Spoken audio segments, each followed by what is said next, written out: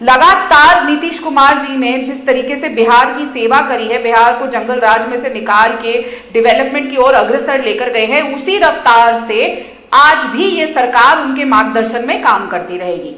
बिहार की जनता ने जो चुनी सरकार, जो गठबंधन चुना, उसी को आगे लेके आज भी चलता रहेगा। तो मुझे नहीं लगता कि इसमें कोई ज्यादा अटकलें या सवाल होने चाहिए। रही बात तहसील जी की, वो ये बोल रहे थे कि महिलाएं प्रवक्ताएं हैं, ये सब कुछ है। बिल्कुल, आप लोग तो 60 साल इस बिल के ऊपर बैठे रहे। आप लोगों के लिए सिर्फ सशक्त महिला इंदिरा जी है, उसके बाद सोनिया जी, उसके बाद प्रियंका जी, और प्रियंका जी की बेटियां आएंगी मिराया जी। उसके अलावा कांग्रेस पार्टी में कोई सशक्त महिला नहीं होती। तमिलनाडु में चुनाव, हर चुनाव जब होता है, कोई ना कोई महिला सामने आती है कि किस तरीके से उसके साथ बदसलूकी करी जाती है और उसको चुप रहने को कहा जाता है। हाल ही में हम देख रहे हैं किस तरीके से तमिलनाडु की महिला कांग्रेस अध्यक्षा ने बहुत चीजें सामने बताई है। उससे पहले हरियाणा की एक महिला ने आके बताया कि प्रियंका गांधी ने किस तरीके से पैसे लिए। तो जिस तरीके से, पहले आप लोग अपना घर संभालिए। रही बात देश की, it is in very safe hand, और एक ऐसे व्यक्ति के हाथ में ये देश है जो महिलाओं को 33% आरक्षण देकर लेकर आ जाए। रही बात परिवारवाद की, सम्राट चौधरी जी के पिताजी तो अभी नेतागिरी में है नहीं, ना वो सिटिंग कहीं पे कोई मंत्री हैं, और आप लोगों के मुंह से परिवारवाद शब्द अच्छा नहीं लगता।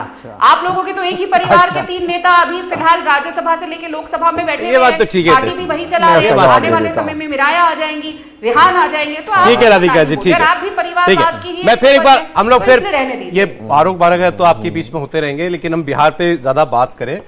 मैं राजन साहब से, जो आपकी जो टीका हो सरकार के ऊपर वो अलग विषय। मैं पहले आपसे ये जानना चाह रहा हूँ, क्योंकि आप बिहार की पॉलिटिक्स को वहां अंदर से जानते हैं, क्या लगता है आपको, व्हाट वेंट इनसाइड? सम्राट जी का नाम क्यों आया? ऑब्वियस चॉइस तो लग रहे थे, बहुत से लोगों को लगता था कि भाई बीजेपी है, कुछ भी कर सकती है, कोई भी और नाम आ सकता है। क्यों सम्राट चौधरी ही मुख्यमंत्री के तौर पर, पसंद के तौर पर आगे आया? आपको क्या लगता है? देखिए, ये सौरभ जी, ये तो पार्टी का अंदरूनी मामला है। बहुत सारी बातें होती है जो पार्टी का निर्णय होता है, और कास्ट इक्वेशन बिहार में आप जानते हैं कि जातीय समीकरण है, उस समीकरण पर बीजेपी को शायद सूट किया होगा कि सम्राट चौधरी बनेंगे तो ज़्यादा अच्छा रहेगा।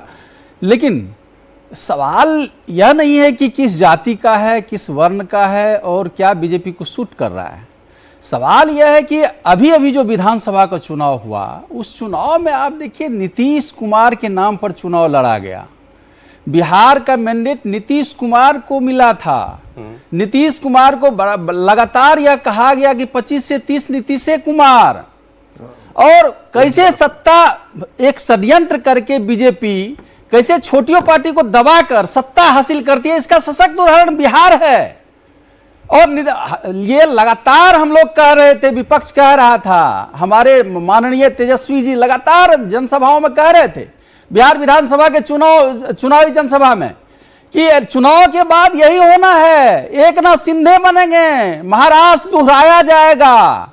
और आज जो दिख रहा है, यह स्क्रिप्ट पहले से लिखा जा चुका है, आज तो उसका पटाक्षेप हो रहा है। यह बहुत दुख की बात है। बिहार की जनता को छला गया है, बिहार के जनता के साथ धोखाधड़ी हुआ है।